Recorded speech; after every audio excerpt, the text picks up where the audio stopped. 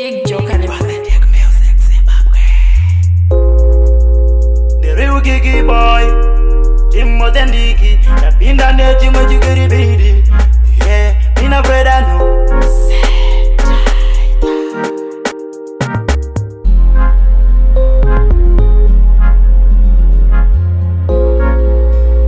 Big Joker.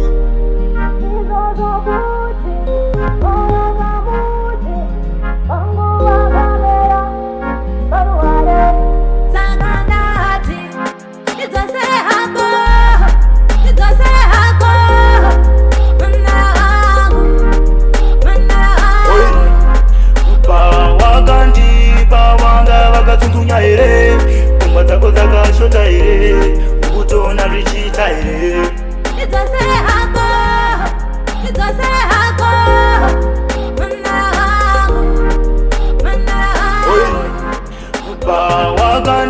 Pawanga vakatsundunya ire, pfungwa dzako dzakashota ire, ukutona richita ire.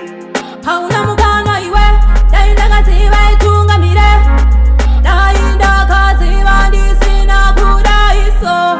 Imba imbira neboboto, ingamira sei uchindiudza mashoko. Ameno rudo here rinoita tigodaiso, kugara tichinetsana, kugara tichitukana. Roxy, for the why. Chikapu chacho hautenge, kumba kwedu ndisiende. Kiki, nitosere hako,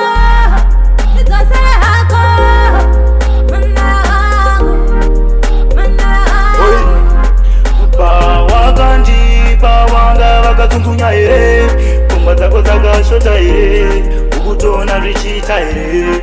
nitosere hako,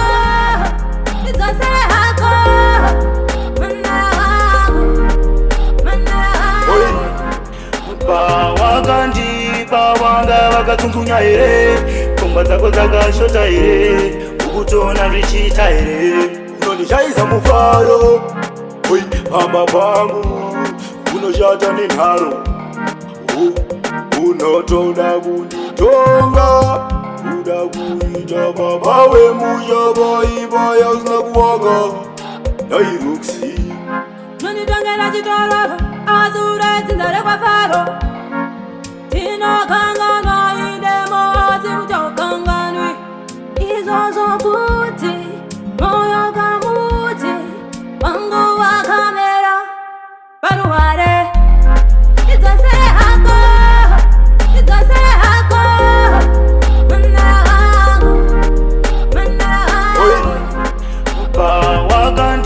Pawanga vakatsundunya ire, pfungwa dzako dzakashota ire, ukutona richita ire. nitosere hako,